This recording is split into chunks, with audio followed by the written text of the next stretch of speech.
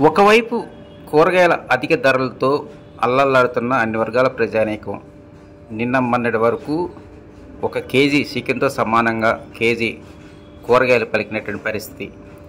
ప్రస్తుతం ఈరోజు ఒక కేజీ చిక్కుడుగా వచ్చేసి 120 నుంచి 130 రూపాయలు అమ్ముతున్నటువంటి పరిస్థితి. ఇదే సమయంలో నిన్న మొన్నటి వరకు తక్కువ ఉన్నటువంటి చికెన్ కూడా గత వారం రోజుల నుంచి ఒక్కసారిగా కొండెక్కి కూర్చుంది. ఈ రోజున మంగళగిరి ప్రాంతంలో కేజీ చికెన్ వచ్చేసి 275 రూపాయలు అమ్ముతున్నటువంటి పరిస్థితి. గత వారం రోజుల నుంచి దాదాపు 100 రూపాయలు పెరిగిందని కొనుగోలుదారులు అంటూ ఉన్నారు. డిమాండ్కు తగ్గ సప్లై లేకపోవడం అంటే కొనుగోలుదారులు ఎక్కువయ్యారు.